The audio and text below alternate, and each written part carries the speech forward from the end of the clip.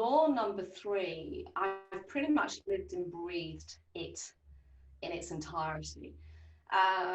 My magic sauce, my speciality, the little bit of genius that I bring is my ability to connect. And it's only now that I've been able to codify it, to be honest, through the last book. Like, I've realized I have this insane ability to remember people, to remember facts about them, to join dots before they know it, and to make introductions where I know there's an opportunity, but they don't necessarily understand where the invitation has come from.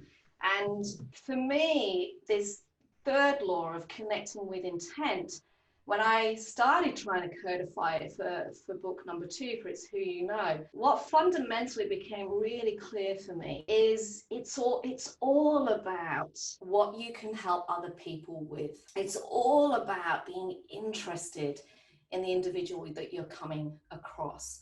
It's all about exploring what it is that you can help them with to ultimately help them succeed. And so this artistry of listening really deeply, of curiosity about how to support, of genuine interest in other people's lives, fundamentally underpins law number 3, which is connecting with intent. Because you can have your dreams, you can be looking after yourself and bringing all your energy to the world, but there is no way you can achieve the ultimate possibility of your brilliance without other people helping you. It's impossible to achieve things on your own, whether you are a world-class athlete, whether you are a child trying to get your best results to get into uni, whether you're a small business owner, whether you're a leader navigating the what's next for your organization, or whether you're trying to take on the world. It's impossible to do on your own. And yet too many of us have become quite transactional in our connection. I love your definition of this. We're sipping relationships and conversations, and it's all sort of superficial. And my challenge to the readers through this book and my other book is, actually, we need to be brave enough, which is why owning your spotlight is important, to go deeper. We have to be brave enough to have gulping, as you call them, Chad, conversations. We have to actually also be brave enough to have the difficult conversations, the ones where, particularly right now, our unconscious belief systems, our cultural ancestral voices are telling us how we should be behaving and what we should be thinking. We have to be brave enough, if we're going to connect with intent and in the right way, to be curious about how we need to change, what we need to think differently about the diversity of thought. And it's only when you can do that that you will engage deeper, that you will be able to bring an incredible inner circle of people into your world that want to support you over time, and that you're able to unlock the collaborative ideas and genius and inspirations that the future actually needs. And a classic example of this, Chad, and again, this talks to Fred actually as well. Going into COVID, you know, where the world is being massively disrupted, where people are quite fearful, and the reality is everyone almost regressed back to the bottom of Maslow's hierarchy of needs of protecting myself. I'm about to launch a book encouraging people to stand up and be brilliant and take ownership. I literally went, what the hell am I doing? Oh my God. I'm also about to launch a book where there's no retail stores and no airports and no traveling, which was my planned way of launching this book. And I was on the phone to one of my inner circle, a guy called Shane Hatton, and he said, Janine, ask for help. What? Which is crazy. It's like the builder that never finishes his house, right? The architect that can't design their own thing.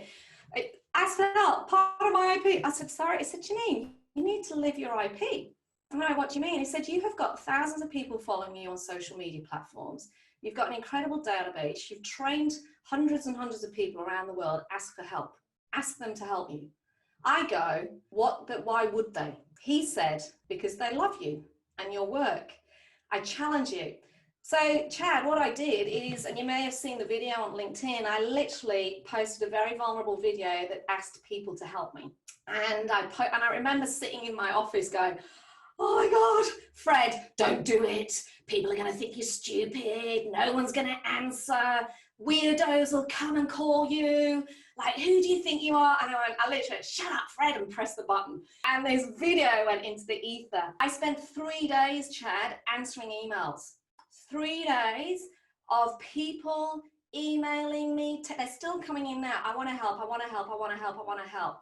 So essentially what I did is I then went, okay, next brave thing. I'm going to do a Zoom call and whoever wants to join me can. No agenda, but if you're interested in helping me, join me on this call. I nearly cried because I literally must have had 7 pages of people on Zoom from around the world. I had someone calling in from 3 a.m. in London, through the US. I had someone from South Africa, Australia, New Zealand, people I didn't know on this call because they wanted to help. Wow. And I literally went, and so I am still living and breathing.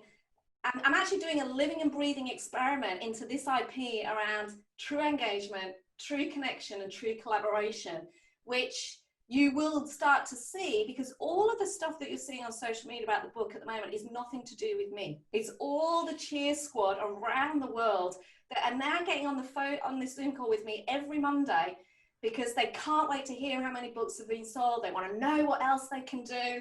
They're asking, give me photos. Can you do this? And it's literally like, I've got goosebumps just thinking about it.